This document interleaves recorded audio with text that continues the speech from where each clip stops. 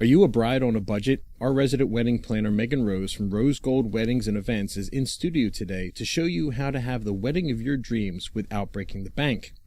A rained-out wedding ceremony gets saved in the most unlikely of ways. Some bourbon, a good cigar, and much more coming up on this episode of The Pork Pie.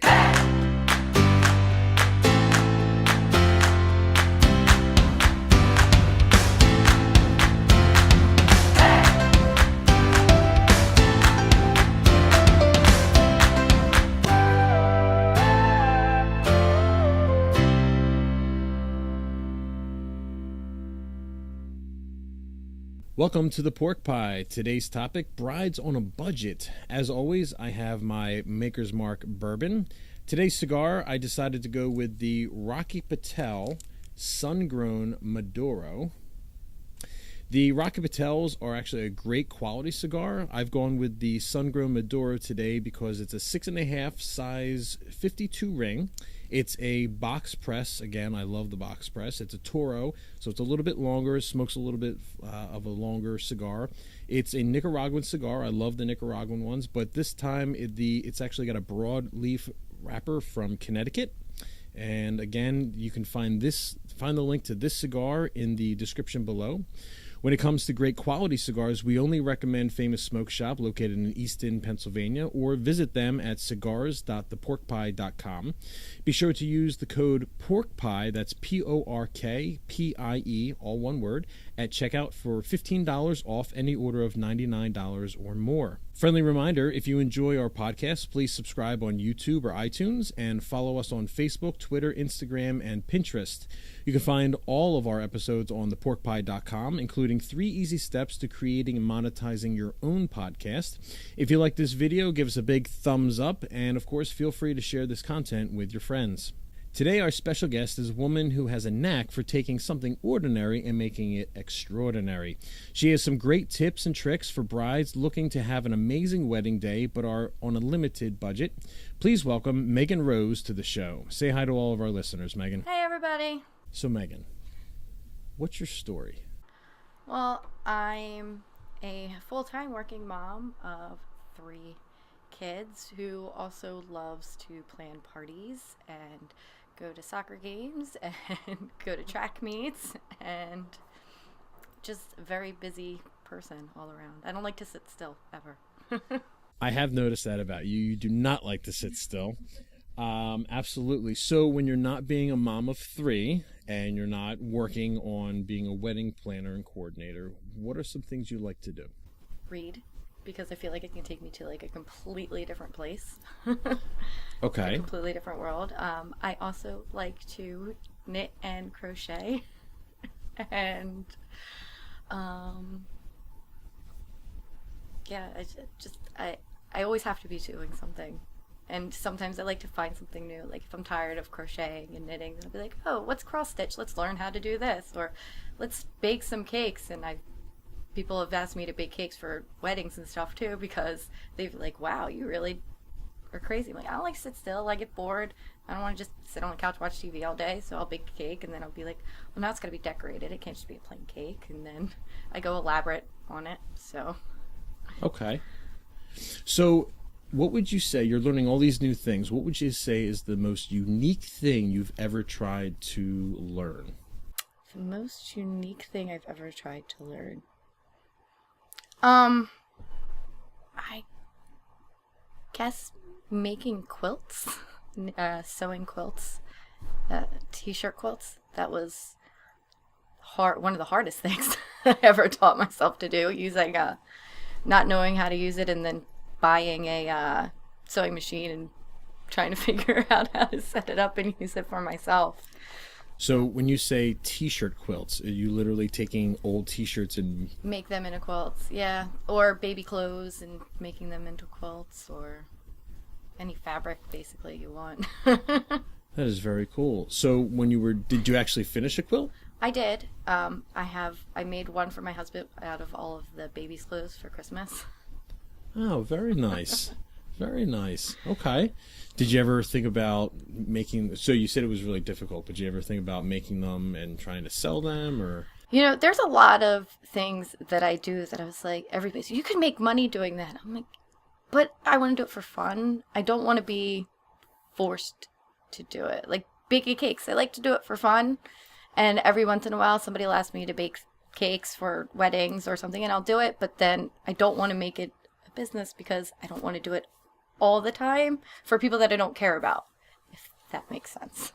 Absolutely. It's good to have the hobbies and not feel like you have to monetize every single one. Yes. Okay. So this podcast is based on inspirational people and their stories. And we've had some really great guests with some really inspirational stories. What is your inspirational story? Well, my inspirational story isn't summed up by like one thing that has happened. But I'd say the biggest thing that has inspired me was probably when my mom had breast cancer 15 years ago. And through it all, she always had a smile on her face, and she still went to work every day. My brother's wedding was at the same time, and she worked her chemo schedule around the wedding and the parties, but the entire time through the whole thing, she was just smiling. So it showed me like no matter how hard life can get, there's always a light at the end of the tunnel. Like it's always going to get better, and it has to be what you make of it, because if you just leave yourself down, you're never going to be able to get back up again. Sure, absolutely. So how long has it been since your mom went through that? 15 years now. Wow. Yeah. And has she been cancer free for 15? She has. She's been cancer free for 15 or 16 years now. Still gets checked constantly, and now because of that, the rest of the family obviously has to get checked as well. But yeah, she's good, cancer free. Every time she goes for the tests and everything comes back, it's all like a sigh of relief, because you just never know. I mean, nobody really knows when God wants you. So true, very true. So how did your mom come to the realization? Like, how did she find out? She was in a car accident, and I'm going to use that term loosely because if anybody who does know my mom knows my mom isn't the best driver. I think she ran into a guardrail, not paying attention. Okay. But when she got out, the car door, I guess because of how she hit it, slammed back shut on her chest, and she had a bruise there. But then there was a bump that never went away, so she went to the doctor, and didn't know what was going on. It turned out that it was cancer. So, as much as my dad hates to admit it, my mom's car accident actually saved her life. Interesting. So I don't mean to make light of the situation, but they say that texting kills people. Mm-hmm. So a short aside here. I was actually sitting in my car at a red light, and I was texting. And the light had turned green, and I had not noticed it. And as I went to put my phone down, somebody blew through the intersection. So I like to say that texting saved my life. Well, I feel like some of us have always had that, if you were 1 minute before or 1 minute after, if that thing didn't hold you up, then you could not be here right now. So, absolutely. Like I said earlier, if God wants to take you, he's going to take you. If not, then, so you can't live your life on what could happen. But still, don't text and drive. It's not a good idea. Not a good idea at all. Well, for that one time, it seemed to work out. But I feel like at a stoplight, it's okay. Right. Just as long as you're paying attention. Somebody will beep if you're not. Exactly. I was waiting for the beep. All right. So let's talk about the wedding planning. How did you get started? I've always loved planning parties, and for my kids, I always do elaborate parties. We did a wipeout party for my daughters and my nieces, and we set up pools, and we had shaving cream and stuff everywhere, and a tarp full of soap, and the kids, and we had time speeds, and I've always gone all out. Princess parties with the balloon towers, and everything I do, I make by myself. So like I said, I make cakes and cupcakes. So my friends wanted cupcakes for their wedding, and I was more than happy to make them. And I was dropping them off, and a lot of the stuff wasn't done yet. And the ceremony, I think, was supposed to start in 2 hours or something like that. So I jumped in and was making sure everything was getting ready. and made sure that the family had everything and the bride had everything and all of the decorations were set up before they came back. And after that, people are you a wedding planner? I was like, no, not a wedding planner. And then Bridget calls me and tells me she needs help with her wedding and she would really like me to help her out. And it was like a day of planner, but it's never really just the day of. I needed to obviously know everything that was going on, where everything needed to be, and that day it was like everything that could go wrong. It always goes wrong on the wedding. I think the beer truck, the guy broke the lift for the guy that was dropping off the beer trailer, broke the lift, and he was stuck, and he's like, I don't know what to do. I was like, well, leave your truck. He's like, what? I'm like, if you can't get your truck gone, leave your truck. I need the beer trailer. Right. But I realized then that, like, I really enjoyed it. Like, I really loved being the person that made sure that everything goes smoothly, that took care of all of the problems, because I feel like I do that all the time anyway with 3 kids. I'm always taking care of something. Sure. So I like being that person that, like, takes care of everything, and I love planning. I love, like I said, love planning parties and doing things elaborate. I also like saving money. So that's always a good thing for brides. And I talked to my friend, and we were talking, and she was like, I've always wanted to do that. I'm like, me too. Like, this is something like I've always wanted to do. I've always been good at planning parties and weddings and stuff. So, all right, let's do it. So we started Rose Gold Wedding and Events, and here we are. So you mentioned day of planner. So what's the difference between a day of planner and a wedding planner? Okay, well, you can hire a wedding planner for a bunch of different things. Say you start planning your wedding and you realize this is way too much. I have way too much on my plate. I need help. In the middle of it, you can call on a wedding planner and they'll help you. Or you can get a wedding planner right in the beginning. But a day of coordinator or a day of planner is somebody that's basically there that day to make sure everything goes smoothly. Because as the bride and the groom, you're not able to see what's not happening around you. So if you're not having it at a place that's catered, like a hall or a country club that's already taking care of it, you need somebody who's going to make sure that the food's where it's supposed to be, that all the alcohol is set up correctly, that the dance floor and everybody's coming on time and everybody's getting paid. And that's really hard to do if you're the bride or the groom because you're not there. And sometimes when you're counting on family to do it, they're kind of in their own little world, and they're not all they might not know. They'll be like, okay, I'll take care of this, but then something else comes up and nobody has any idea. If somebody's late, they just didn't show up, you don't know because you didn't have somebody there that knows everything. So having a day of planner, if you're not having it at a place that already has like a coordinator, like a country club or a hall or a church, is a really good idea, because you will get there, and if something's not done, you don't have to worry about it because they've already taken care of it. Okay, so let's talk about that. If you are going through a hall or you're having your reception at a formal place where they have somebody that's called, the coordinator or the planner, is there still a benefit to having your own personal wedding planner or coordinator, especially for brides that are on a restricted budget? Absolutely.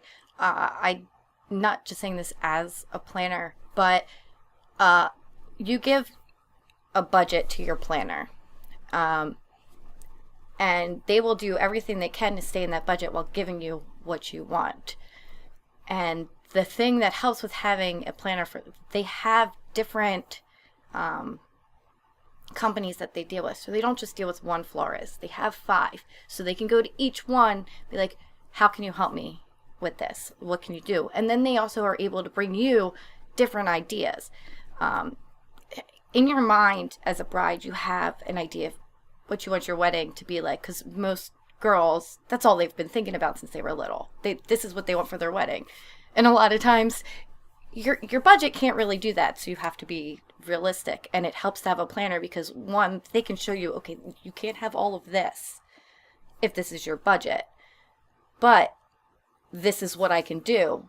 But if your mind is set like this is what you want, you're not going to be able to stay on that budget, and your mind's not going to be able to comprehend doing something different because that's all you've ever wanted. So you're not going to be able to see doing it a different way and getting the same result like a wedding planner could. Well, you raise a good point because you said some wedding coordinators or planners have multiple vendors in multiple genres of, industries. Mm-hmm. Is it fair to say that if you're going and having a reception at a banquet hall, the planner there typically does not have those kind of connections? The hall is specifically contracted or has relationships with just one particular company in that industry. Yeah, a lot of times, especially in Pennsylvania where you have fire halls, which most states have no idea what you're talking about when you talk about a fire hall wedding. But when you do something like a fire hall or a country club, they only have one caterer that they work with, or they only have one place you can get a cake from. So I think, like around here, some of the fire halls, they'll only use one bakery, and you don't have a choice. And you also don't really have that much of a choice on what kind of cake you get. They only have certain things that they will use for centerpieces, and they only have certain florists that they will work with. They don't have that wide range of people, and you, when you go in there, don't have that wide range to be like, all right, I want this. They'll be like, no, that's not in our price. Like, it's $65 a plate, and these are the people that you get, and that's it. So when you go outside of a fire hall or a country club, you actually get more. But some people want the fire hall or country club, which is fine, but you don't get that range of vendors that you could choose from. So if you're going to a fire hall and you've got the place booked, Mm-hmm. but you want that, like you said, most brides have this idea in their head of what they want their wedding to be, but if they specifically choose a fire hall that maybe doesn't give them the options or the range that they're looking for that they've built up in their mind, will fire halls or will other reception places allow someone or like a bride to bring in their own coordinator? Some of them will. Fire halls normally will. It's the country clubs where they're like, no, we pay people to do that. But with fire halls, what you have to watch is a lot of times you can't put stuff on walls. You can't have certain things there they don't want. So whenever you if you have a planner, they'll know the questions to ask, like, what are we able to do and what are we not able to do. But if you're going in there and you want like the white sheets going up the wall with the lights behind it, a lot of firehouses will be like, no, that's not going to happen. So when you go in there the first time, you need to make sure you ask those questions. Like if it's something that you specifically want and have to have, you need to ask before you put a deposit down on a place.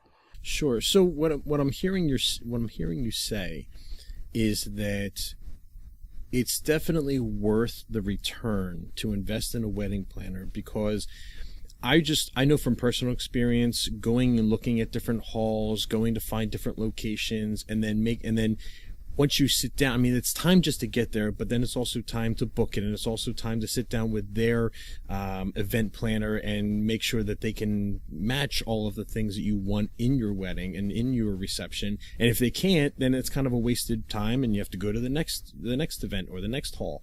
So from what I'm understanding is, even though it may not be the first thing that comes to your mind is, hey, we need a wedding planner. Most people probably sit there and say, hey, we're pretty intelligent people. We can do this ourselves, right? So we're organized.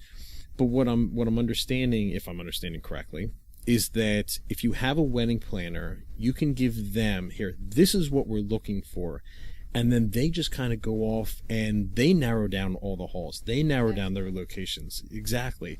So for brides that are maybe either not thinking they need a planner or thinking they don't want to spend the money on that, they'd rather spend it on, the extra frills of the wedding, what would you say to them as far as justifying the cost of a wedding planner? Okay, so say your wedding budget is $15,000, which is extremely low down here. A lot of times the prices can skyrocket fairly quickly. And you want a wedding planner. So say you're going to pay the wedding planner $1,000 to help you out. So then they have $14,000 to do with. Now you take a bride who doesn't know anything, doesn't know any vendors or anything, and she's going to spend a ridiculous amount of time going through everything. Like you said, you're wasting a lot of time. And in reality, time is money. You might have to take off to work to go to some places where the wedding planner will do all that for you. Like, that's their job. They call, they see, you give them a list of absolute necessities for your wedding. They will do whatever they can to make sure that those absolute necessities are taken care of. And that's one less thing you also have to worry about. So there's a lot less stress on you too, because weddings are extremely, extremely stressful. And when you're not the one that has to deal with the problems, like, you don't have to worry. You call the wedding planner. They said this. I'll take care of it. You don't have to worry about it. Sure. And it's taken care of. And a lot of times you don't even realize all the stuff that could go wrong in a wedding that the wedding planner has already taken care of. Like I said, with the truck and that was one thing that went wrong. At my sister's wedding, my brother's wedding, they limo didn't show up. They didn't have it. It was like 3 hours late, and it was all greasy inside when they went to get in with the bride. And those are things that the wedding planner would take care of ahead of time, and you would have no idea that they even happened. Right. No, it definitely makes sense. And, I've never been a bride, obviously. Oh, you sure? Yes. But I can understand, or I can try to understand the implications that it might have if it's the day of the event and all you really want to do, it's like all this planning and all this prep and all this buildup that you've had, like you said, since they were little girls. And now you have to worry about the stresses of, like you said, the little things that are happening during the day. It's the last thing you really want to do. You want to enjoy, having your hair done, your nails done, enjoy the time with your bridal party. The last thing you want is to be at the wedding, ready to walk down the aisle, and one of the vendors is calling your cell phone saying, "Hey, we have a problem." I'm stuck in traffic. I can't get there. Something along those lines. Yep. Absolutely. And it happens a lot. And not to scare people, but there's something goes wrong with every wedding. There's going to be something that goes wrong with every wedding. And if you have a wedding planner, it'll be taken care of. And you don't have to worry about it. They will do whatever they can. I mean, a lot of people have outdoor weddings and it rains and people think, well, it's the nice time of year, I don't have to worry about it. The wedding planner plans for everything, even things you don't even think of. So they make sure that everything's taken care of and you get to just sit and relax and enjoy your day. And when it comes down to it, what's an extra $1,000 that you're going to spend on a wedding planner when you now don't have that stress? You're okay. You can enjoy all the parts of it because it's really fun going and getting your dress and go and tasting foods and things like that. You'll be able to enjoy it more if you know that there's somebody else there that's taking care of the hard parts. Sure. And I think some brides can probably look at it as an insurance for their wedding. You spend a lot of money on a house, you have to have insurance in case something goes wrong. You spend a lot of money on a new car, you get insurance in case something goes wrong. A wedding is a big investment, and it's almost like, if I get a wedding planner, it's almost like an insurance policy that I know everything's going to go the way it should because this person is responsible for it and I don't have to have that stress. Yes. Well, you provided a list of 8 ways to help budget your wedding. So I think these are really good suggestions. Now, I've heard of other like you don't even mention these, the typical ones that I've heard of, like bake your own wedding cake, have it at your house, make your own invitations, skip the bridal party gifts. Like, these are suggestions that probably most people have already heard of, and they're like, well, that kind of seems a little tacky. But you've put together a list of 8 suggestions that I think are just fantastic. So we'll go with number 1. Try to get a price without mentioning the W word. Talk about that. Okay, so as soon as you say wedding, the price is going to skyrocket, no matter what it is. A DJ, a band, the caterers, a cake. The price is going to skyrocket. Even just for a hall. You can normally run a hall for like $300. As soon as you say wedding, that price goes up. It can be over $1,000 just for the hall. For them to not do anything different than they would for a communion party. So my suggestion is when you go and you say there's a band you really want, instead of going, hey, how much would it be to play at my wedding? Say, how much would it cost for a 5-hour party? Because realistically, they're going to play the same amount for a party as they are for a wedding. Eventually, you're going to have to tell them, okay, it's my wedding. But if you can get a price down, if they'll be like, oh, well, it's $1,000 for 5 hours for setup and takedown. Okay. And be like, all right, well, my wedding is this day. And most of the times they're going to be like kicking themselves because they're like, oh, it's a wedding. But the price really shouldn't vary that much.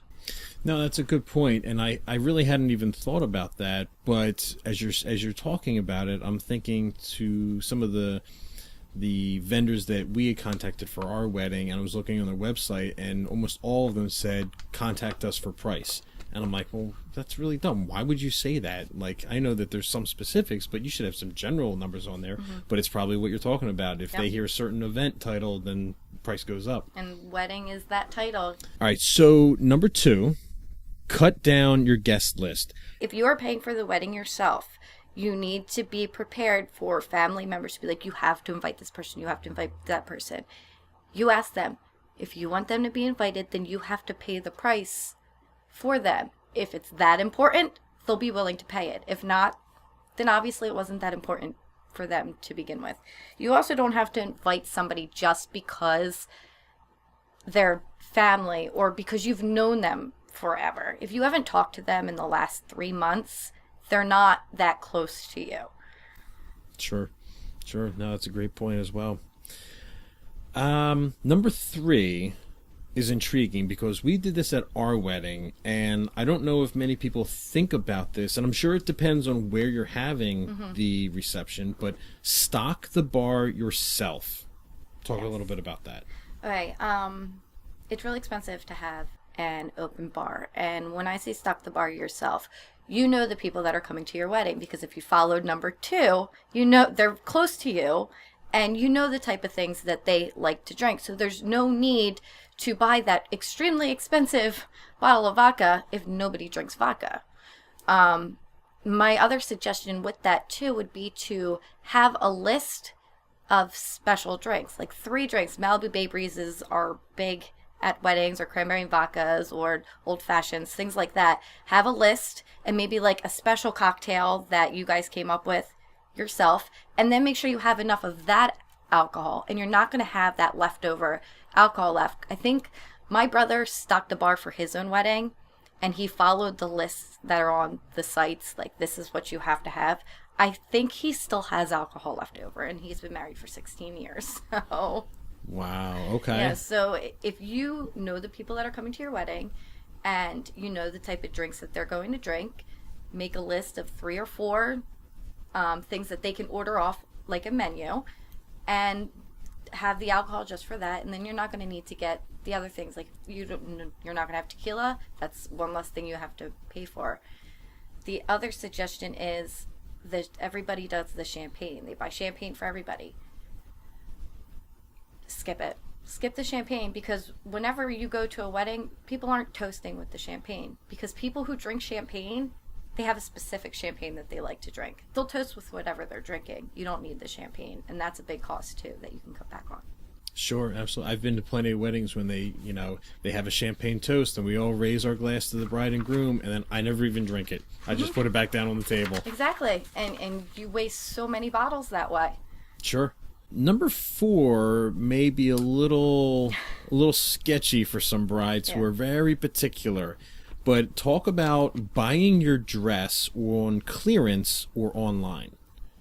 Okay, so a lot of dress retailers, they have sales like twice a year because they stock up a bunch of them. And what they'll do is they'll have all different sizes of dresses that they're going to get rid of off the rack. And they'll sell them for like $99. A dress that's normally well over $1,000 will go for $99. They do it at David's Bridal. They do it at the famous ones in the city. You'll see lines, and yes, you'll have to stand in lines for things like this. But sometimes if you don't want to spend that ridiculous price on a dress, you're only going to wear once. And it's not, you're going to get a gorgeous dress either way because they're still wedding dresses. Now, when I say buy them online, you do have to be careful because you can get, if you know what size you are, and when I mean size, I don't mean like I'm a size 2, I'm a size 4. I mean, you know all your measurements or get yourself measured beforehand. And you can order online off of the sites for those same companies that I was just talking about that have the sales every 2 years because they do the online sales as well. So if you know your dimensions, you can find a dress your size and have it shipped to you. Make sure, though, if you're going to buy it online, that you're not buying from a company in China. One, their sizes are a lot smaller. They do not, and they take longer to arrive, and most of the time they're knockoff versions. So make sure you're buying from a place in the United States that you know is a good company, like David's Bridal, although I think they're going out of business, but so something along those lines, like a company you know that sells dresses, and the dress that you order is the dress that you're going to get. Okay. No, great suggestion. Number 5 is actually something that my wife and I decided to do, and that's don't go overboard with flowers. Flowers die, and they're a bad investment. I mean, bouquets are nice, like the bride, you toss the bouquets, and those things are nice, but a lot of people tend to go overboard with centerpieces or flowers around the area, and they can get expensive very, very quickly because they want roses and lilies and geraniums, and those are like some of the highest priced flowers that you can get. What my suggestion would be is to use something other than flowers as centerpieces. You can go seasonal, like we did at my wedding. We did little pumpkins and squashes as centerpieces. You can do candles, which you can get fairly cheap. You can buy them in bulk online, and then you can even buy the vases that they go in online and do that cheap too, and it still looks beautiful. You can go kind of nostalgic and do photos of the couple either as they're growing up together or maybe pictures of when they were babies and things along that lines. Or you can do something like fruit trays in the middle, something that is actually you like almost like an appetizer. You have fresh fruit in the center of the table that people can, it looks beautiful and people can eat it. So Sure. it serves 2 purposes. Wow. Okay. I like the fruit idea. That's actually, it serves 2 purposes. I Yeah. like that. Okay. Number 6 is intriguing because from personal experience, I know there are a lot of apps out there, but you say get a wedding tracker or spender app. Why and which ones would you recommend? Okay. You want to get an app and it'll help you budget your money because in your head, you're like, all right, I have this much for a dress and this much, but realistically, that's not how much you should be paying for certain things. There's an app that I like to use called Wedding Wire, and it tracks your spending. So before you even spend a dime on your wedding, you open up the Wedding Wire app, you put in your date of your wedding, and you put in your budget. And it'll break down for you how much you should be spending on each thing. Wow. So that it takes all that guesswork of, okay, I've $15,000. How much can I spend on a dress? How much should food cost? How much should alcohol cost? It breaks that all down for you. And you can even take things out. So say you know you're not going to do centerpiece flowers. You can take that out and it'll redistribute the money elsewhere where it would be needed for you. So And it's called a Wedding Wire. Wedding Wire. And it's breaking down that total amount based on typical percentages? Yeah. So the other thing is once you say you budgeted $900 for your dress and you spent $800, when you put the $800 in, it'll take that extra $100 and put it somewhere else for you. So Very it cool. has like what you should be spending on what you did spend, and then you know you have an extra $100 for something else that you weren't expecting you would have. Okay, 7 is different because you don't see many weddings without a photographer, so you say skip the photographer. Skip the photographer. We have these amazing things called smartphones now. And the newer models have amazing cameras on them. And they take really good pictures, like professional pictures. They look professional. I know I just got like the Galaxy 9 Plus, I think. S Plus, whatever Galaxy it is. And I was taking photos, and I'm like, this looks like I had somebody come out and take these photos of the kids for me. Now, I know then you're like, oh, well, yeah, everybody takes photos. How does that help me? There's an app that works with Wedding Wire that is a photo sharing. So before the wedding, you would tell everybody what the app is and what the name's under, and they send all the photos they take from the wedding directly to you. Now, I know some people are like, well, I want this photo taken. I want that photo taken. That's why I want a photographer. Have somebody in the family that you trust, and a couple different people.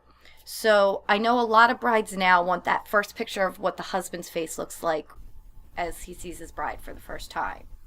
So ask a couple people to take that picture for you. Then you get different versions of it from different angles, which you wouldn't have got from just a photographer.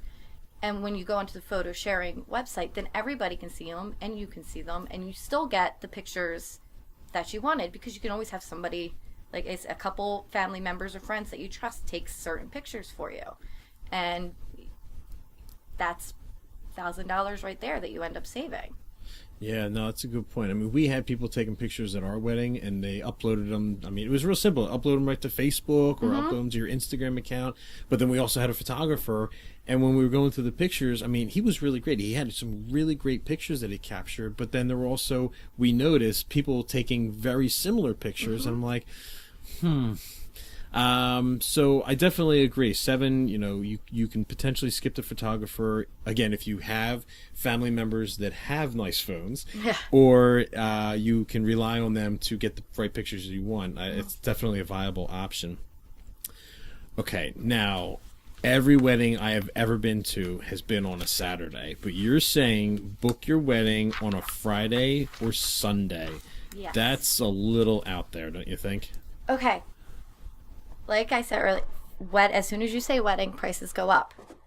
As soon as you say you want your wedding on a Saturday, it goes up even higher. You can get the same wedding on a Friday or a Sunday night for at least 30% off at certain places, certain country clubs or halls, because they're trying to book those days anyway. Weddings book very quickly in certain months. You got the summer months, the fall months. And they're booked very, very quickly, and they're taken up very quickly. But they still need people other days. They still need parties in for revenue on Fridays or Sundays. And I know Sundays like, but everybody's got to get up on Monday. Most people take the day off. Like if it's somebody that they really care about, the next day, it's not going to be that big of a deal to take off work one day or for a Friday. And you can do it on. I mean, most weddings you do the church ceremony for the religious, and then you take pictures, and then you go do it at a hall. You could just do it all. You can still have the church ceremony, but you can do it at 4 o'clock instead of 12 o'clock.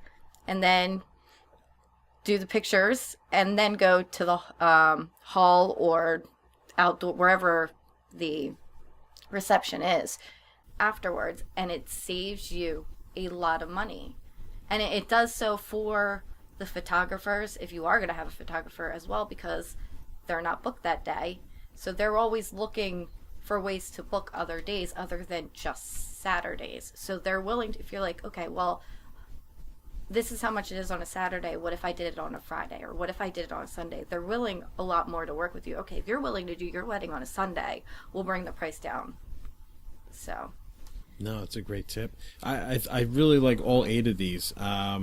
Is there a way that we can share this list with our listeners? Yeah, I was going to take the document and put it up onto my Facebook page after this, so that everybody was able to see it in different ways for them to save some extra money on their wedding. And then you have a little bit more to use on your honeymoon. So Absolutely. No, definitely. We will make sure we provide that link for our listeners in the description and also on our website. Okay, so because this podcast is focused on inspirational stories and inspirational people, I like to do a positive news story and just kind of bring a little bit more light to some of the positive things that happen in the world as opposed to a lot of the negative things that the news seems to focus on. So before I give you the gist of the story, what is a unique story you have in your wedding planning experiences? Has anything ever gone terribly wrong, or one of your clients had a really bad experience that you can talk about? I don't think it's that something went terribly wrong, but my suggestion is, I know food trucks are in right now, but you have to think a little bit more out of how many people you're going to have at the wedding to how many food trucks you're going to have, or they end up standing in line. And it doesn't mean that it's something that went necessarily wrong, but it's something that I learned after dealing with the food trucks that, okay, for this many people, you need to add one or two more food trucks because people are going to be waiting in line, and then they're going to get hungry, and then they're going to get cranky. So it's just a lot of learning as you go sometimes, but not necessarily horrible. Absolutely. And I think you bring up another really good point of why it's important to have a wedding coordinator or a wedding planner is they're doing this for a living. So they have a lot. I mean, that was one example where it was your first experience, but typically you guys are going to have a lot more experiences and a lot more things that you've had to overcome. So as a bride or a groom that are planning this themselves, unless they've seen it from one of their friends, they don't know these experiences and these things that can pop up. So again, it's well worth the money to put into to invest in a coordinator that's going to be able to prepare for these things. All right, cool. So this story was a little bit more of a experience that wasn't necessarily planned for. So I'll give you the headline. A person's wedding day may be one of the most memorable days of their entire life. So it can be pretty devastating if something goes wrong. Dolce Gonzalez was experiencing this kind of devastation when a monstrous thunderstorm started pouring rain on her beach wedding. The 24-year-old bride and her husband, Ariel, were determined to get married on the beaches of Pascagoula, Mississippi. I'm hoping pronouncing that right. I think it's Pascagoula, because that's where they first met and where they started seeing each other romantically. The couple was set to get married on the last week of June, but the weather had other plans. Gonzalez and dozens of other wedding guests watched the rain come down from their cars, hoping that it would stop, but thankfully there was someone else who was watching the situation unfold as well. Throughout the day, 67-year-old Cynthia Strunk and her husband had been watching the Gonzalez wedding preparations from their beach house. Since the Strunks first moved into the house in 1999, they have seen dozens of weddings and take place on the beach, but they had never seen one get rained out before. Heartbroken and devastated by the predicament, Cynthia ran up to the bride's car, soaking wet and without an umbrella, and told Dolce to simply host the wedding in their house. That's so sweet. I couldn't agree with more.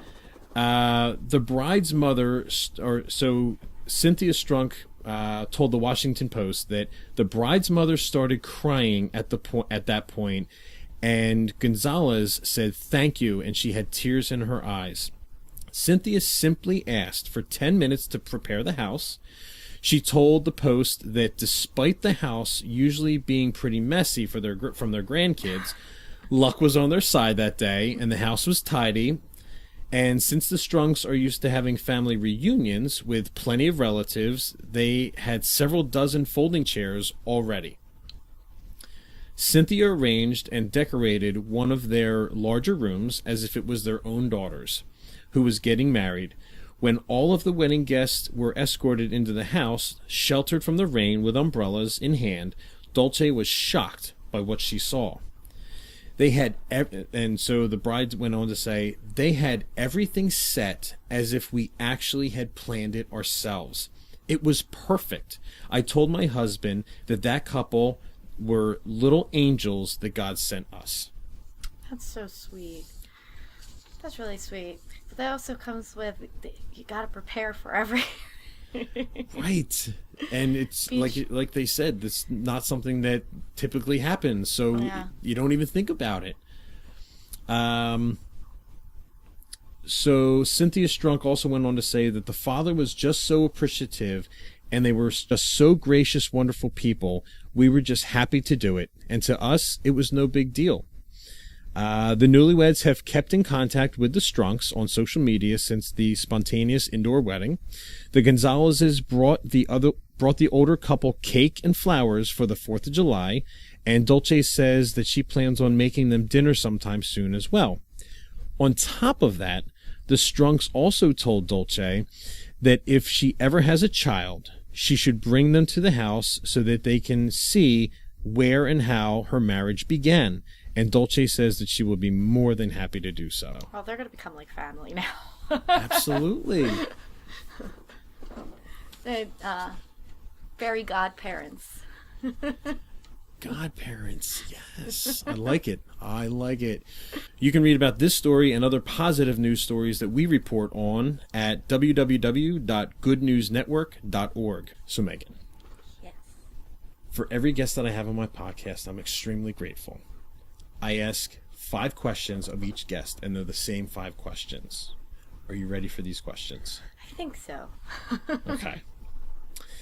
What is your favorite word? Me and my husband actually have a joke about it, and it's we were actually talking to my kids about it earlier. It's bioluminescence, and we don't know why. For some reason, we just like that word. Bioluminescence, because it's, I know it's crazy, but for some, we just like saying it. We had this conversation a couple weeks ago. It's like my daughter was coming up with all these words. We're like, we like the word bioluminescence, and she's like, what is that? It's like, you'll know. You'll know. Love it. I love it. Okay. All right, that's different. Yeah. Not what you expect. No, it was totally unexpected. Okay, living or dead, who would you want to meet? Robin Williams. Wow, that just like came flying out. Absolutely. 100% Robin Williams. Okay, why Robin Williams? I grew up with Robin Williams, I feel like. Mrs. Doubtfire.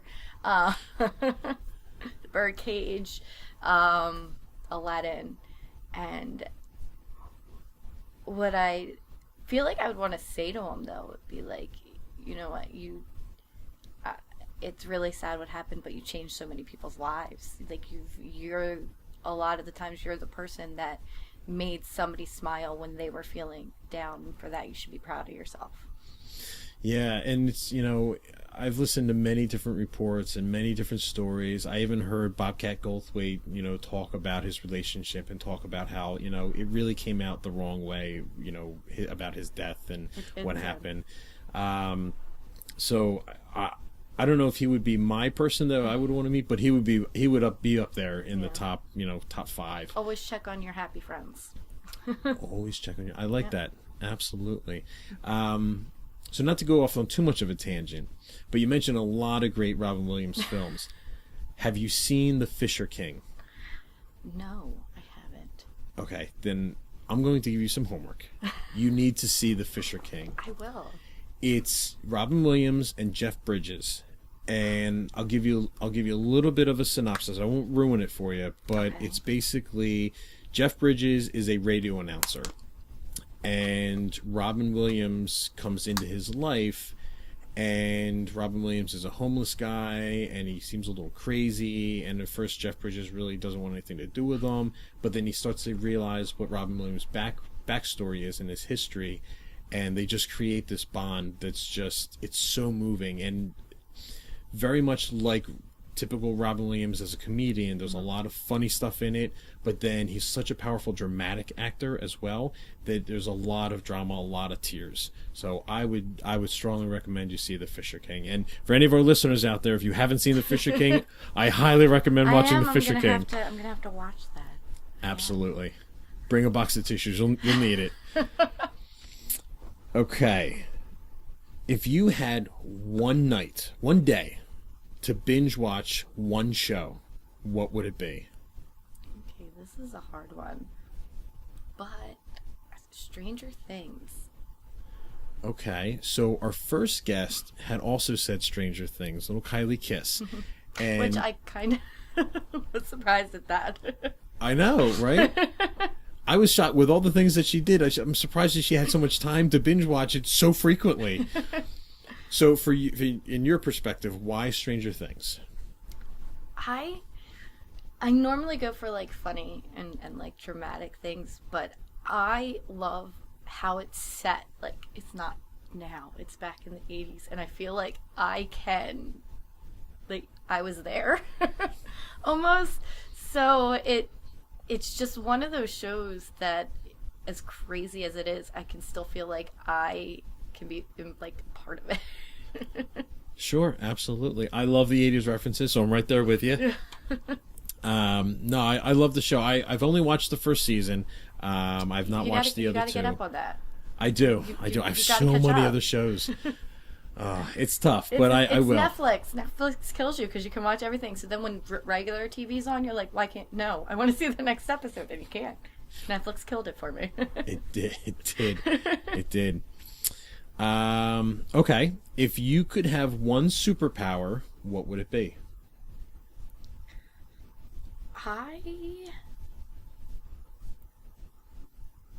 This one's really hard. I would want to have the power to fly. Okay. Why fly? Because I just, get places faster. I can avoid, I get road rage in Walmart with my cart, so when I'm driving, my road rage is crazy. But just to be able to get away for a little bit and feel like you have that, you can breathe, because there's nothing holding you down. Like, even gravity can't hold you down, so you just get that like lift and you can fly and go wherever you want. Interesting. Okay, so I've had 3. You're my 4th guest. 2 out of the last 3 have said fly as well. So I'm starting to notice a pattern here. That flying seems to be right up there in the top superhero powers. It was that or invisible. It was kind of like... Invisible's a good one, too. I like that. Maybe I'll have a guest that says invisible. Okay. So we know that you're a mother of 3. Mm-hmm. You are incredibly talented with the making of quilts, all the other hobbies that you try to pick up and the things you try to learn and better yourself. You're an amazing wedding planner, but what are you not very good at? What am I not very good at? Spelling. I can't spell for the life of me. Really? Okay. Really. I can't spell. My dad used to have us in the car, me and my sisters, and he would give out like spelling tests, and if we got them wrong, we'd get tickled. And it was really bad because I always got them wrong. Maybe you just enjoy being tickled. No, I'm still pretty bad. I'm still pretty bad at spelling. Okay. All right. So you've never won like a spelling bee or anything like that? No, never. Yeah. I've always thought it's an incredibly difficult language because the rules just never seem like it's always, hey, here's the rule. Well, except for this specific case, then you can throw the rule out. It's so difficult sometimes. I before E except after C, but like half the time that doesn't apply. Yeah, but sometimes after Y, and Y can also be a vowel, and W can also be a vowel sometimes. Like, what? Yep. Come on. If you're ever looking for a good laugh about the English language, check out, and I'm pretty sure it's on YouTube, but check out Gallagher. He's a comedian. And he's really known for smashing fruit in front of his audience. Oh, yeah, I know who you're talking about. Yes. So The watermelons. The watermelons, yes. So he is famous for smashing things with a big mallet, but before, that's usually the end of his show. The beginning of his show it's very intellectual and it's very funny. And he does a bit around the entire English language and how rules just don't make sense. They make sense over here, but they don't make sense over here. So I would strongly recommend going to YouTube, check out Gallagher. I don't remember the name of the show that he did this, but if you just look up Gallagher and English language, I'm sure it'll pop up. It's hysterical. Well, that brings us to the end of our podcast. Is there anything else that you would want to say or anything you'd like to promote or plug? Well, I want to say real quick with brides that are planning their wedding is enjoy every second of it, because as soon as the wedding day, once that day comes, it goes by fast, and then you're just left with the memories. So make sure, no matter if you have a planner or not, that you take the time to really enjoy all of the parts of it, even sometimes when things go wrong, because then you can look back and be like, that was actually pretty funny. Sure. No, like great advice. My brother coming on 2 wheels into the church because the limo didn't pick him up. So definitely take time and enjoy it. And definitely, like I said, Wedding Wire. Use that app if you have a planner or you don't. Use that app, and you can look at the Knot online, because they have a lot of good ideas too, for saving money and for your timeline, to make sure that you're staying on a timeline and know when to get everything out. Well, that's all the time that we have for today. Thank you to my very special guest, Megan Rose, and be sure to check out her Facebook page, Rose Gold Wedding and Events. Thanks to all of you for listening, and again, be sure to like, follow, and subscribe to our many social media forums. Leave any comments and feedback below, and come back again to see more episodes. For the Pork Pie, I'm Jonathan Van Horn. Salancha.